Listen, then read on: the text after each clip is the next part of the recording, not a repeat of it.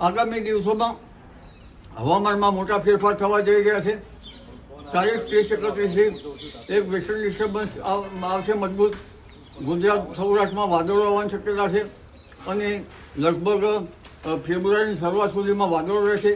પરંતુ તારીખ 2, 3 અને 4 ફેબ્રુઆરીમાં હવામાનમાં જોવા જઈએ તો માવઠું, કરામ, કેટલાક સ્થળે ગાજવીજ થઈ જેના ઉત્તરીય પર્વતીય પ્રદેશોમાં ભારે હિમવર્ષા, સખ્ત પવનના તોફાનો થવાની શક્યતા છે.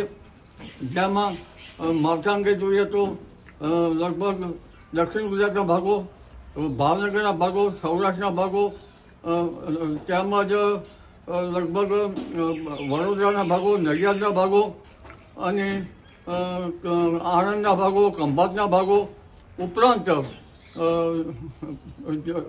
અમદાવાદના ભાગો, ગાંધીનગરના ભાગો, વિરંગાના ભાગો, કલોલના ભાગો અને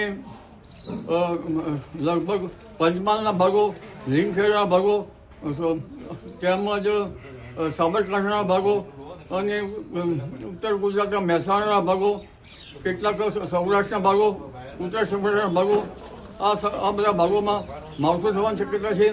લગભગ ગુજરાતના મહદ ભાગોમાં માવઠું થવાની શક્યતા છે. ગાજવીજ સાથે માવઠું થવાની શક્યતા છે. આથી ખેડૂત ભાઈઓએ આ અંગે આગોતરી જે ઊભા ખેતી પાકોમાં આગોતરું આયોજન કરવું ઈચ્છે છે અને લગભગ આ કમોસમી વરસાદથી ઘણા પાકોને નુકસાનની ભીતિ રહે એટલે આગોતરું આયોજન કરી વિષમ હવામાનની વિપરીતને ટાળવા માટે ઉઘાડ નીકળી પાક સંરક્ષણના પગલાં લેવા સારું રહે. જી.